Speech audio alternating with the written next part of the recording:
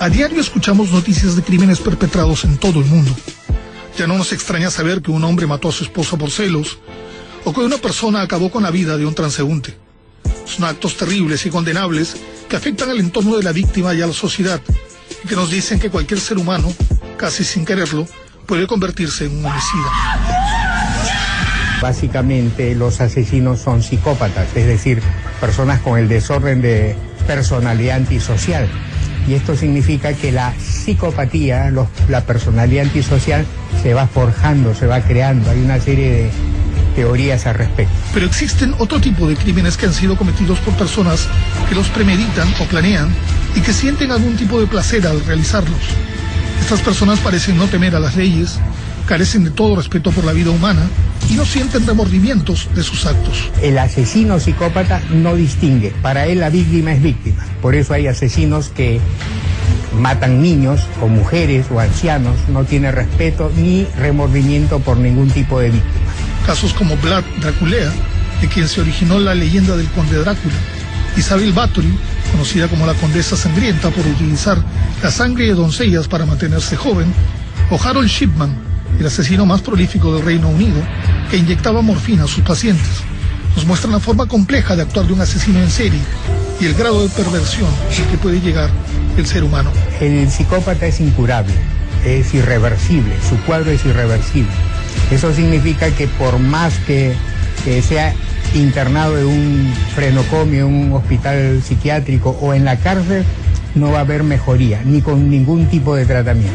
Hoy en 10, revisemos los casos de las mentes criminales más abominables que en su momento conmovieron naciones, sembraron el pánico y provocaron el repudio de la sociedad. Hola amigos, ¿cómo están? Bienvenidos a 10. Como hemos visto muchas veces, la realidad supera a la ficción. Y en el programa de hoy vamos a tener imágenes que probablemente hieran la susceptibilidad de muchas personas. Empecemos de una vez con las mentes criminales más retorcidas de la historia. Adelante. Mataba a sangre fría, pues se consideraba un asesino por vocación. Se jactaba de haber asesinado a más de 200 personas, algunas por encargo, otras por placer. Apodado el Hombre de Hielo, se convirtió en el sicario más temido de la ciudad, usando los métodos más diversos sin dejar huella alguna. Richard Kuklinski nació en Jersey City, Nueva Jersey, en 1935. Su padre, Stanley, era alcohólico y solía tener un comportamiento explosivo y violento, tratando cruelmente a su familia. Su madre, Anna, una católica extremista, tampoco solía darle amor a sus hijos. En medio de esa vida caótica y agresiva, Stanley creció odiando a sus progenitores. Sus primeras muestras de violencia fueron con los animales. Solía coger gatos callejeros y torturarlos de distintas formas, estrangulándolos o quemándolos vivos. Stanley era el típico antisocial que no tenía amigos y era el punto de burla en el colegio y en el barrio. Su primera víctima fue justamente un muchacho integrante de una banda callejera que lo humillaba constantemente. Un día lo esperó cerca a su casa y lo mató con un objeto contundente. Luego le sacó los dientes y le cortó parte de los dedos para que no pudiera ser identificado. Stanley tenía entonces 13 años. De esta manera, Stanley comenzó su historial delictivo, primero matando a quienes lo molestaban o simplemente no le caían bien. Ya adolescente asaltaba tiendas y diversos negocios y robaba autos. Sus formas de asesinato eran diversas: estrangulación, disparos en la cabeza o cuello o el uso de arma blanca. Tras hacerse de un nombre como asesino frío que no deja huellas, fue reclutado por varias familias de la mafia para deshacerse de sus enemigos. Para confundir a la policía solía congelar a sus víctimas y luego de descongelarlas dejarlas en algún lugar para que sea difícil dar con el día exacto de su muerte. Por eso fue llamado el Hombre de Hielo. Otras veces descuartizaba los cuerpos y se deshacía de ellos, Pero tal vez la forma más cruel de deshacerse de sus víctimas era cuando las llevaba a una cueva atándolos e inmovilizándolos con cuerdas y cintas adhesivas para que sean devorados por las ratas. Incluso llegó a grabar en video estas muertes. Por un tiempo también tomó por costumbre matar mendigos en Manhattan solo por placer. Un día apostó con otro sujeto cuánto tardaba en morir una persona con un balazo en la manzana de Adán. Tomaba la vida de otros como si no valieran nada. Su familia y su comunidad creían que era un próspero empresario. Nadie imaginaba que el dinero provenía de apuestas y asesinatos a sueldo. En casa fue un hombre que quería a su familia, pero que si se violentaba soltaba su furia contra ella física y psicológicamente. Fue arrestado en 1986.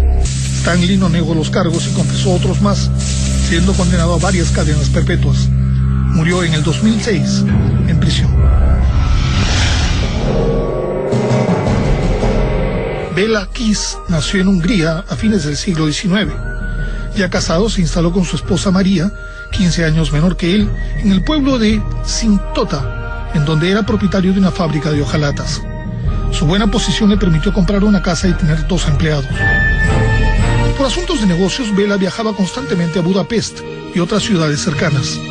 Los pobladores se percataron que, aprovechando su ausencia, María solía verse en casa con un joven pintor de nombre Paul Vihari.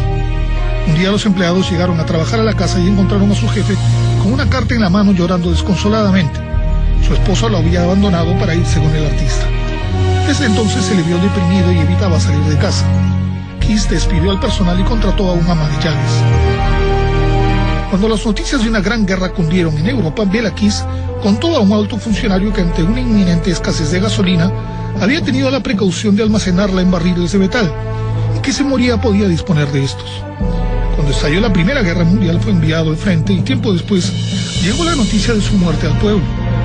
Un día un camión militar se quedó sin gasolina y el funcionario le dijo que fueran a la casa del señor Kiss y que tomaran un barril de gasolina. Grande fue la sorpresa cuando sintieron que pesaba mucho y que había algo sólido en el cilindro. Al destaparlo encontraron en su interior una mujer desnuda que había sido estrangulada y su cuerpo estaba conservado en alcohol. Decidieron entonces abrir los otros 6 barriles que habían en el patio y encontraron 5 cadáveres femeninos más. Solo un barril tenía gasolina. Al avisar a las autoridades, estas decidieron registrar la propiedad y encontraron más cilindros metálicos.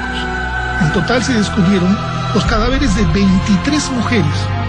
Una de ellas era María, la esposa infiel de Bela Kiss, y el único cadáver de hombre hallado era el de su amante, el pintor Paul Vihari. Las mujeres desaparecidas tenían en común no tener familia o vínculos cercanos y ser solteras adineradas, a las que Bela había robado su dinero.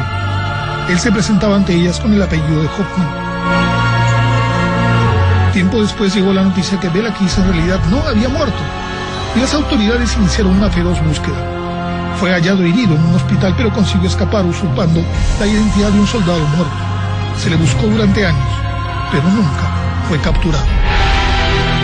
Qué increíble historia. Vamos a la publicidad y regresamos con el vampiro alemán, con una enfermera asesina de niños y además con un coleccionista de cadáveres. Ya regresamos, esto es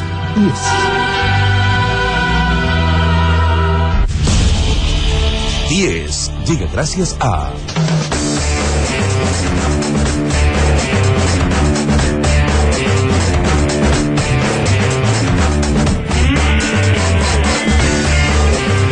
nuestros mejores recuerdos en una pequeña lista. Ya estamos de regreso en 10 y en este bloque, una enfermera asesina de niños, el vampiro alemán de Düsseldorf y una pareja de esposos violadores y asesinos. Adelante. Paul y Carla eran atractivos, carismáticos y joviales. Todos decían que formaban la pareja perfecta y sus amigos los llamaban Barbie y Ken. Nadie podía sospechar que la feliz dupla llevaba una doble vida y que en el anonimato eran capaces de cometer las más crueles torturas a sus víctimas antes de acabar con ellas. Paul Bernardo nació en 1964 en Scarborough, Ontario, Canadá. Tuvo una infancia feliz hasta que su madre le confesó cuando tenía 16 años que el hombre que creía era su padre no lo era en realidad, que su progenitor había sido un hombre violento y cruel. Esta noticia cambió la vida de Paul, que desde entonces acumuló sentimientos de odio hacia su familia y el mundo entero. En 1987, poco después de graduarse en la Universidad de Toronto, Paul conoció a Karla Homolka, una muy linda chica de 17 años, estudiosa y de buena familia. Ambos se enamoraron, se casaron por todo lo alto y se fueron de luna de miel a Hawái. Pero en 1993 la fachada del matrimonio idílico se vino abajo cuando Karla, tras recibir una brutal golpiza, confesó que su esposo era un violador y asesino. Llevada por los remordimientos y temerosa de las represalias de Paul, ella confesó a la policía que fue cómplice y colaboradora de 3 crímenes contra 3 muchachas. La policía registró la casa de la pareja y encontró videos en donde ellos grabaron las torturas, violaciones sexuales y asesinatos de sus víctimas. La primera fue nada menos que la hermana de Karla, Tammy, de 15 años. Paul le había pedido a su entonces novia que le entregara a su hermana virgen para compensar el hecho que Karla no era virgen cuando él la conoció. La chica fue drogada por su hermana y violada por Paul, pero algo salió mal. Tammy se ahogó con su vómito y murió. La sórdida pareja hizo pasar el episodio como un terrible accidente. Las otras 2 víctimas fueron 2 chicas de 17 y 15 años, a las que torturaron y luego asesinaron. Tras las investigaciones, la policía concluyó que estaba ante el buscadísimo violador de Scarborough, quien había cometido al menos 20 ataques sexuales a muchachas entre 1987 y 1992. Incluso hay quienes aseguran que llegaron a ser 40 las víctimas, y un asesinato cometido en solitario que nunca se pudo comprobar. Durante el juicio, Paul Bernardo quiso inculpar a Karen, diciendo que ella lo obligaba a cometer los crímenes por temor a ser descubiertos, y ella a su vez dijo que todo lo que había hecho era por presión de su pareja, primero por amor a él y luego porque le temía, ya que cuando se negaba abusaba de ella y la golpeaba. Sin embargo, la fiscalía desestimó esta declaración, pues en los videos se observaba su activa participación en las torturas y asesinatos. Paul Bernardo fue condenado en 1995 a cadena perpetua con la etiqueta de violador peligroso, lo que imposibilita ser liberado jamás, y a Karla le dieron 12 años de prisión por colaborar con la policía, condena que fue muy criticada por los canadienses, que en el 2005 salió en libertad.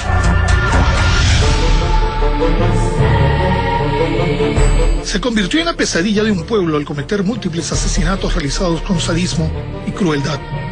Apodado el vampiro de Düsseldorf, este criminal gozaba mientras veía agonizar a sus víctimas, de las que finalmente bebía su sangre.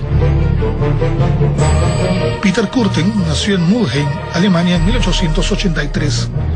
Su familia era muy pobre y vivía hacinada en una casa en donde el padre, que era un hombre alcohólico, maltrataba a su mujer y sus 13 hijos. Incluso ellos veían a sus padres mientras tenían relaciones, y las hijas eran acosadas sexualmente por su progenitor. En este ambiente nefasto creció Peter, quien prefería estar en la calle, donde aprendió a robar. Su primer crimen lo cometió a la edad de 9 años, cuando empujó a un compañero al río Rin. Otro amigo trató de salvarlo y golpeó a ambos hasta que se ahogaron. Al parecer, un accidente, nadie sospechó de él. Después de este incidente no volvió a cometer otro asesinato hasta su adultez, pero su instinto perverso se volcó a los animales. Primero empezó maltratando perros callejeros y ardillas, y más tarde, cuando trabajó como perrero, se dedicó a estrangular y degollar perros y a practicar la zoofilia. Disfrutaba viendo correr la sangre de sus víctimas. En 1913 cometió el primero de una larga lista de crímenes sangrientos. Entró en una casa para robar y encontró a Christine, la hija de 13 años de la familia, durmiendo en su cama. Al verla sola, la estranguló y luego la degolló. A partir de entonces se dedicó a agredir sexualmente a diversas mujeres, matando a algunas, experimentando gran placer sexual al cometer estos crímenes. A los 40 años se casó con una mujer de buena familia y cambió totalmente su aspecto. Empezó a vestir elegantemente y a ser visto como un hombre de familia. Pero a escondidas sus actos de violencia aumentaban. Acostumbraba a prender fuego a lugares abandonados, de donde salían indigentes ardiendo en llamas. También quemaba algunos animales mientras observaba cómo agonizaban. El pueblo de Düsseldorf vivía aterrado con el sanguinario asesino. Su máximo grado de perversión llegó cuando bebió la sangre de su víctima y desde entonces fue llamado el vampiro de Düsseldorf.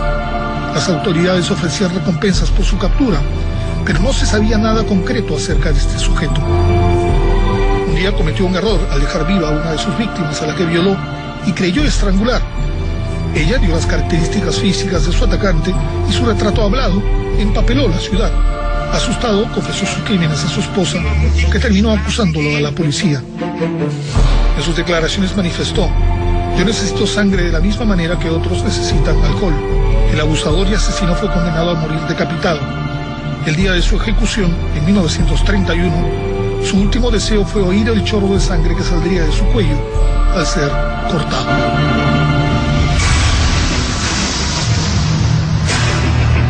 Tras su apariencia de trabajadora dedicada y voluntariosa, jugó a poner a decenas de niños entre la vida y la muerte para convertirse en la heroína. Sin embargo, muchas de las indefensas víctimas de la llamada enfermera de la muerte no resistieron a sus letales dosis.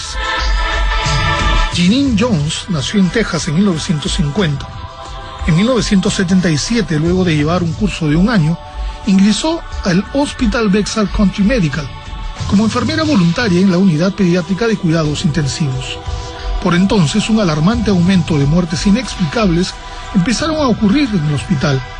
Al principio se creyó que algún medicamento era el problema, pero ante cuadros diversos esto no podía ser posible. Las investigaciones continuaron y se encontró una extraña coincidencia. Los bebés y niños que morían o requerían de resucitación se encontraban en el turno de la enfermera Jones. Sin embargo, poco se hizo al respecto. Cuando las muertes continuaron, solo pidieron su renuncia y hasta le dieron una carta de recomendación. La enfermera entró entonces a trabajar al centro médico pediátrico de la doctora Kathy Holland en la ciudad de Kerrville, Texas. Días después de su ingreso, varios niños empezaron a sufrir ataques repentinos, incluso los que ingresaban por casos simples como dolores estomacales. Un caso que alertó a la doctora Holland fue el de Chelsea McLellan, que fue llevada para que le colocaran una vacuna. Luego de ser inyectada, la bebé de 15 meses comenzó a convulsionar y dejó de respirar. Lograron estabilizarla, pero fue llevada en ambulancia hacia el hospital. La enfermera Jones la acompañaba mientras que la doctora Holland lo seguía en el auto. El corazón de Chelsea dejó de latir otra vez y aunque se detuvieron para que la doctora la auxiliara, no logró sobrevivir. El jefe del hospital, Sid Peterson, a donde llegaban los bebés de la doctora Holland, inició una investigación y esto llevó a revisar los casos del hospital Bexar. La doctora Holland, que ya sospechaba de su enfermera, encontró que Jeanine había hecho un pedido excesivo de succinilcolina, un potente relajante muscular. También descubrió que en Bexar había utilizado otras secuencias como digoxina, que disminuye la frecuencia cardíaca, y heparina, un anticoagulante. Se le acusó de haber provocado la muerte de Chelsea y de casi matar a otro niño de nombre Rolando Santos y de perjudicar a otros 7 pequeños. Lamentablemente, el hospital de Bexar había destruido gran parte de la documentación que pudo usarse para acusar a Jones y evitar las demandas. La enfermera de la muerte fue sentenciada a 99 años de cárcel en 1985, pero podría salir en el 2017 por buena conducta amparada en una ley que impide la asignación de cárceles. Hoy los padres de Chelsea se mantienen en campaña junto a los medios para evitar que esta asesina obtenga su libertad. Vamos a la pausa y regresamos con un asesino que empezó a matar a los 7 años, con un médico nazi y con un coleccionista de cadáveres. Ya regresamos.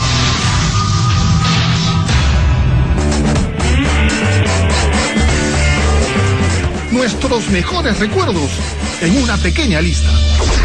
Ya estamos de regreso en Días y en este bloque, un homosexual que mataba a sus amantes, un argentino que asesinaba desde los 8 años y además la historia de un criminal que profanaba tumbas y coleccionaba los cadáveres. Adelante. Su grado de perversión llegó a límites insospechados, disfrutando de doblegar y vejar a sus víctimas, a quienes sometió a las más increíbles torturas durante días. El carnicero de Kansas es como fue conocido este desalmado asesino en serie, que se inspiró en una cinta para dar rienda suelta a sus instintos. Robert Verdella nació en medio de una familia católica en Ohio en 1949. La muerte de su padre y un siguiente compromiso de su madre lo alejaron de su casa. Cuando todavía era adolescente, entró a trabajar a un restaurante en donde fue abusado sexualmente por un compañero. Tras reponerse, aceptó su homosexualidad y se alejó definitivamente de la Iglesia Católica. Encontró refugio en el cine, pasando horas viendo películas. Fue entonces cuando vio la película El coleccionista de William Wyler, en donde un joven tímido que colecciona mariposas secuestra a una chica con la intención de que se enamore de él. Desde entonces comenzó a fantasear con la idea de un amor posesivo. Su historial criminal comenzó con Jerry Howell, un amigo y amante eventual que se negaba a pagarle una deuda. Lo invitó a su casa para celebrar el 4 de julio y ahí le dio bebidas mezcladas con somníferos. Una vez dormido, lo violó y lo mantuvo atado e inconsciente por varios días, haciéndole heridas en diversas partes del cuerpo. La combinación de medicamentos, la pérdida de sangre y la tortura terminaron matando a Howell. Verdela trozó entonces el cuerpo, lo puso en bolsas de plástico y las arrojó a la basura. Robert comenzó a tomar fotografías Polaroid, filmar en video a sus secuestrados y a redactar un diario describiendo los métodos de tortura que aplicaba en ellos, que incluyeron cegar los ojos inyectándoles drano, un destapador de caños e inodoros, destrozar partes del cuerpo con golpes, aplicar descargas eléctricas, mutilarlos, violarlos o dejarlos desangrarse.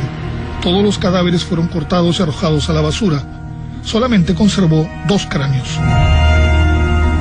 La última víctima de Verdela fue un joven que, tras días de estar atado, logró escaparse cuando su verdugo salió a la calle. Tras pedir auxilio a un vecino, este llamó a la policía. Al ir a comprobar los hechos, se encontraron en la casa un macabro cuadro que incluía cuerdas, jeringas, drogas, sangre seca por todos lados y cráneos humanos. Las fotografías y videos encontrados terminaron por hundir a Verdela, que intentó negarlo todo. Durante el juicio, Verdela decidió cooperar para salvarse de la pena de muerte y fue condenado a cadena perpetua. Murió en prisión en 1992 de un paro cardíaco, luego de 4 años de reclusión.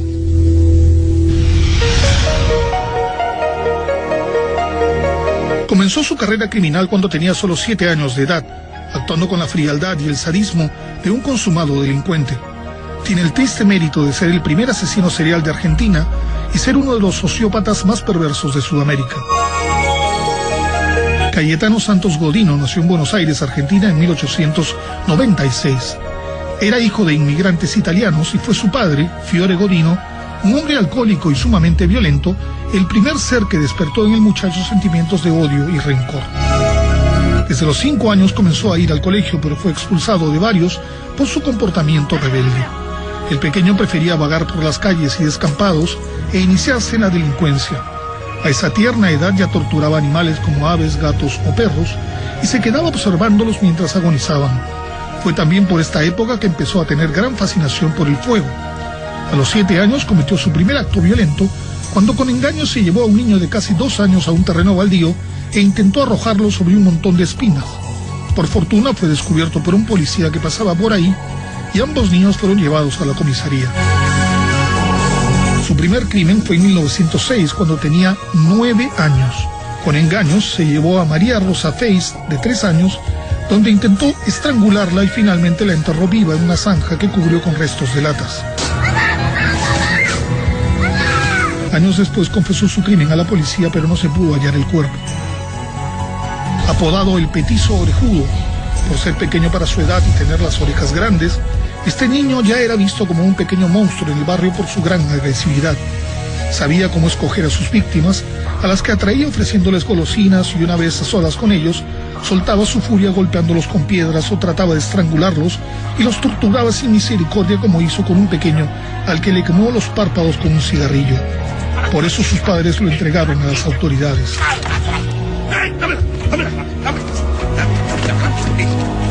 Cayetano también fue responsable de numerosos incendios en la zona. Decía que le gustaba ver cómo todos se desesperaban por apagar el fuego y cómo algunos bomberos salían heridos en el intento. A los 12 años fue enviado a un centro para menores problemáticos. Salió a los 16 mucho más endurecido y violento. ¿Qué, te moriste? Te moriste. Te moriste, te moriste. Incendió más lugares, mató a puñaladas a un caballo y cometió más ataques a niños. A esa edad perpetró sus 3 últimos crímenes. El primero contra un chico de 13 años que apareció golpeado, semidesnudo y estrangulado. Luego contra una niña de 5 años a la que le prendió fuego y que falleció tras 2 semanas de agonía. Y contra Gesualdo, un niño de 3 años a quien ató, estranguló e introdujo un clavo por la oreja para asegurarse de su muerte. Tras ser capturado, confesó sus 4 crímenes y decenas de intentos de homicidio frustrados. Fue recluido en un hospicio para delincuentes trastornados y años después en un penal en Tierra del Fuego, donde murió en 1944 por causas dudosas. El reporte decía hemorragia interna por una úlcera, pero se cree que fue golpeado por los presos luego de matar a un gato que era su mascota.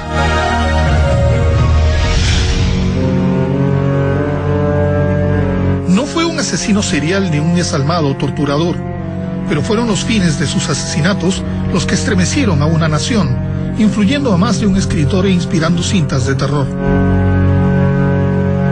Ed Gein nació en Plainfield, Wisconsin, en 1906. Creció bajo los cuidados de Augusta, una fanática religiosa que mantuvo a su hijo alejado de otros niños y de la sociedad en general, para evitar que se convierta en un hombre pecaminoso. Era una mujer dura que castigaba severamente a su hijo.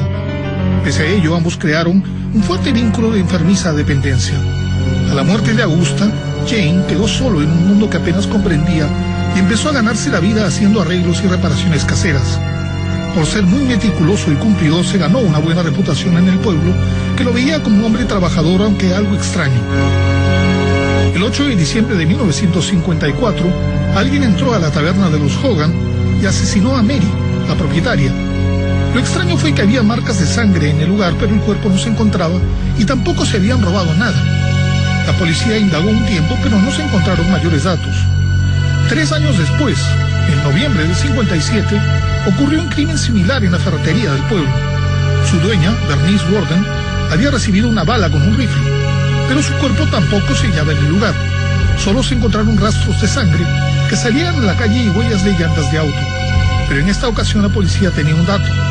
En el cuaderno de contabilidad, el nombre de Ed Gein figuraba como el último cliente. Inmediatamente el sospechoso fue arrestado, mientras el sheriff y otro policía se dirigieron a su granja para revisarla. Lo que encontraron allí nunca lo podrán olvidar. Ya desde afuera, el lugar despedía un olor nauseabundo y había una gran cantidad de moscas. Al entrar encontraron el cuerpo de Bernice colgado de los tobillos. Había sido decapitado y abierto por el torso. La casa presentaba un aspecto deplorable, lleno de basura, excremento y restos de vísceras humanas. En una habitación encontraron mucho material pornográfico y libros de anatomía. Pero lo que más les sorprendió fue la decoración del lugar. Numerosos cráneos partidos en dos eran usados como vasijas. Muchos muebles estaban hechos con huesos humanos y había lámparas, mangos de cuchillos y hasta un chaleco hechos con piel humana. En otra habitación encontraron la cabeza de Bernice rodeada de máscaras hechas con piel y cabellos también humanos. La única habitación a la que no había acceso era el cuarto de la mamá de Jane, que había sido tapiado. Cuando interrogaron a Jane, este confesó los crímenes de las dos mujeres y contó sus macabras intenciones. Quería fabricarse un cuerpo de mujer con la piel de sus víctimas, ya que había descubierto que era homosexual. Asimismo, el inusual decorado de su casa lo obtuvo de profanar varias tumbas del cementerio de Plainfield, y su intención era abrir un día un museo en el lugar. Jane fue declarado enfermo mental y murió en 1984 en una institución psiquiátrica. Su historia inspiró a los personajes de Buffalo Bill del libro El silencio de los inocentes y el de Norman Bates de Psicosis, e inspiró a Tom Hooper a escribir el guión de La masacre de Texas. Vamos a la publicidad y regresamos con la recta final del programa, con las historias del médico nazi Joseph Mengele, el caníbal de Brooklyn, y además con la legendaria historia de Jack el Destripador.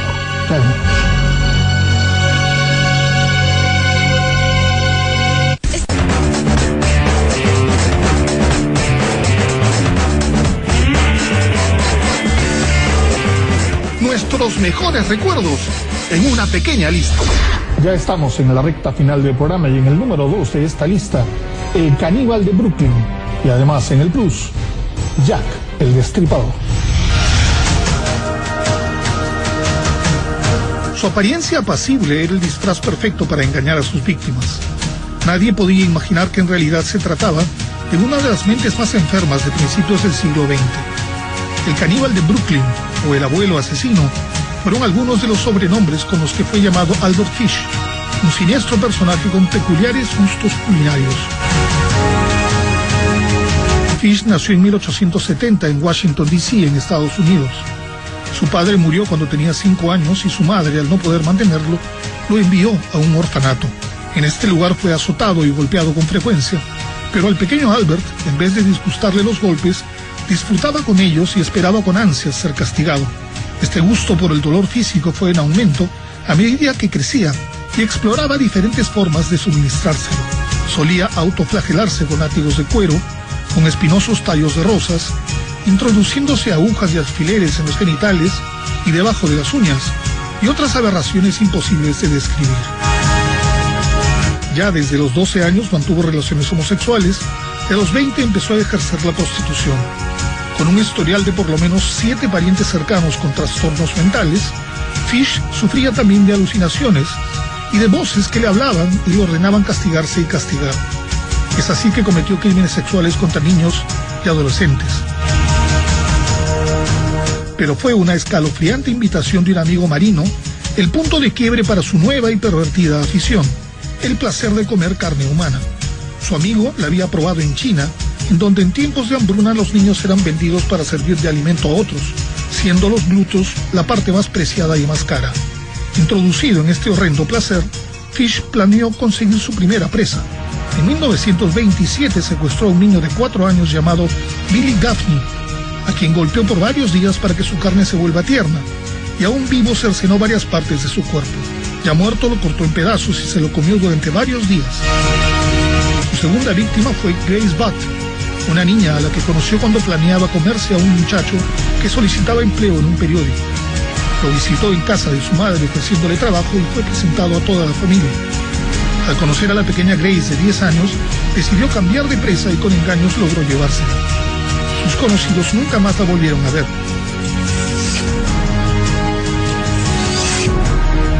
Seis años después, el propio Albert Fish envió una carta a la señora Butt, en donde con lujo de detalles y sin el más mínimo remordimiento, le contó cómo mató, seccionó, cocinó y devoró a su pequeña hija. La carta entregada a la policía venía dentro de un sobre con unas siglas. Luego de varias pistas, Fish fue capturado cuando iba a recoger un sobre con un dinero enviado por su hijo. Aunque trató de defenderse, fue detenido y finalmente confesó 3 crímenes y admitió haber violado por lo menos a 100 personas, mayormente niños menores de 6 años. Entre los asistentes al juicio estaba su hijastra, que contó cómo su padrastro la instaba, como a sus hermanos, a golpearlo con un palo con clavos y a realizar juegos que involucraban masoquismo. Albert Fish fue enviado a la cárcel de Sing Sing y sentenciado a morir en la silla eléctrica, pena que le alegró al pensar que el único placer que aún no había experimentado era el de su propia muerte.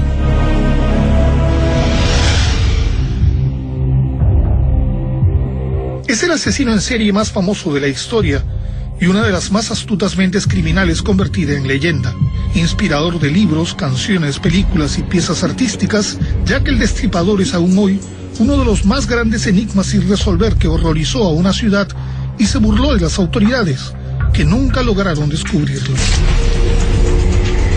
Son muchos los crímenes que se le han atribuido y muchos más los que aseguran haber descubierto su identidad.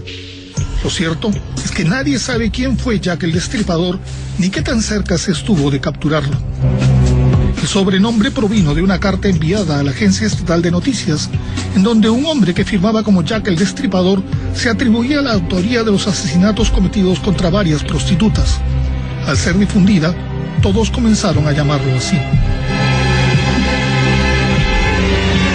La historia criminal de este asesino serial se ubica en la Inglaterra del siglo XIX, específicamente en Whitechapel, al este de Londres. En esta parte de la ciudad se concentraron muchos inmigrantes pobres, sobre todo irlandeses y judíos. La sobrepoblación trajo consigo falta de trabajo, pobreza y hambre, obligando a muchas mujeres a prostituirse. A partir de 1888, la violencia en la ciudad llegó a su máximo nivel con los crímenes contra estas mujeres. Pese a que se cometieron cerca de una docena de homicidios, la policía solo tomó en cuenta 5 de ellos debido a su similitud. Los crímenes tenían en común el corte de la garganta y del abdomen, el desgarro de vísceras y la extracción de partes internas como el útero, el riñón o el corazón de las víctimas.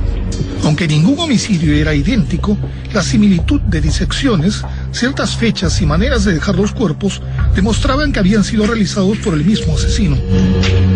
Cuando el terror cundió en la ciudad, muchas cartas llegaron a la policía. Algunas señalaban al presunto asesino y otras contenían poemas, amenazas y notas jactándose de cómo cometían los crímenes.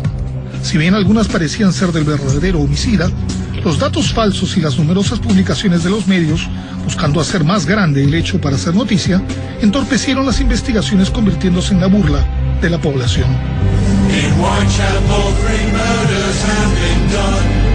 Tras la muerte de Mary Jane Kelly el 9 de noviembre del 88, se cree que Jack el Destripador dejó de actuar. Aunque hubo otras prostitutas asesinadas posteriormente, no se repitió el modus operandi trazado por la policía. Nunca se pudo saber si el asesino era blanco, moreno, de clase alta o pobre, ni cuál era el motivo de sus crímenes o por qué dejó de cometerlos.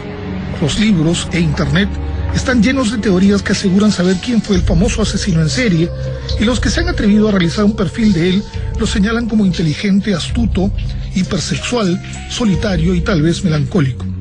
Lo cierto es que las miles de teorías, estudios e hipótesis han permitido que la leyenda de Jack el Destripador siga viva, a pesar de los años. Vamos al último corte del programa y regresamos con el número 1 de esta lista: las mentes criminales más retorcidas de la historia.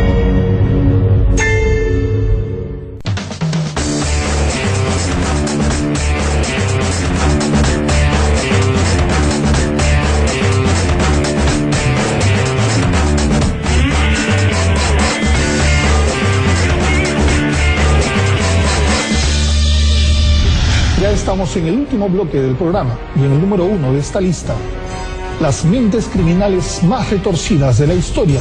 El caso del médico nazi Joseph Mengele. Adelante.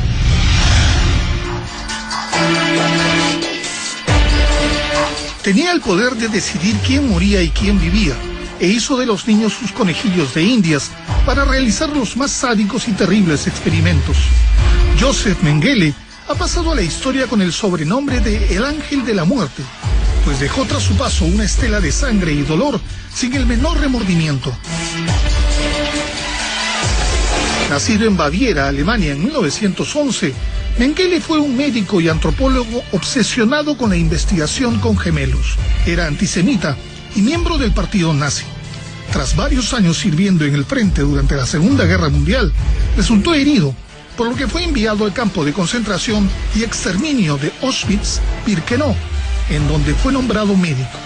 Mengele no quiso ser médico para curar, su interés estaba en la investigación. Una de sus funciones era pararse frente a los vagones de prisioneros judíos y separar a mujeres embarazadas, niños, ancianos y enfermos de los que podían servir para realizar trabajos duros. Los del primer grupo eran enviados a las cámaras de gas, aunque a veces los bebés muchas veces servían como combustible en los hornos, y las mujeres gestantes eran separadas de los recién nacidos para que no les dieran pecho, mientras controlaba cuánto tiempo se tardaban los pequeños en morir de inanición, es decir, sin comer. Mengele tenía una fascinación científica por los gemelos, experimentando con ellos en busca de la proliferación de la raza aria, a la que los nazis llamaban raza pura. Su fin era encontrar la manera de asegurar que las mujeres arias tengan gemelos rubios de ojos azules para repoblar el mundo. Para sus retorcidos ideales, utilizó a todas las parejas de niños gemelos judíos del campo de concentración, utilizando con estos los métodos más crueles y extraños. Los gemelos eran separados del resto de la población, tatuados con un número y llevados a un lugar especial. Diariamente asistían al laboratorio en donde se les extraía sangre. Se experimentaba haciendo transfusiones entre hermanos y, según un registro, quiso crear siameses mediante la unión de venas. La operación fracasó y los niños murieron de infección. Otro de sus estudios consistió en la intención de cambiar el color de ojos de sus pacientes a azules, mediante la inyección de sustancias químicas causándoles severas infecciones o ceguera. Además, solía inyectar enfermedades como tifus o tuberculosis y realizaba cirugías sin anestesia, extirpación de órganos, castraciones, amputaciones y hasta intentó por vía química cambiar también el color de pelo a rubio mediante la aplicación de dolorosas inyecciones subcutáneas. Finalmente los niños quedaban con graves secuelas, morían o los asesinaban para seguir estudiándolos mediante autopsias. Durante la posguerra, Mengele huyó a Argentina y a Brasil. Lo curioso es que muy cerca de donde vivió se encuentra el municipio Cándido Godoy, lugar conocido por tener la mayor población de gemelos en el mundo, la mayoría de ellos rubios y de ojos azules. Se sabe que Mengele siguió estudiando embarazadas, sacándoles muestras de sangre, pero no se ha podido comprobar si es que por él es que hay tantos gemelos en ese pueblo brasileño. Bueno amigos, esto ha sido todo por hoy. Si no vio parte de este programa o quiere ver los anteriores, puede entrar a www.tutv.tv. Nos vemos el próximo domingo a las 6 de la tarde, aquí en 10. Los dejo con Nunca Más. Nos vemos.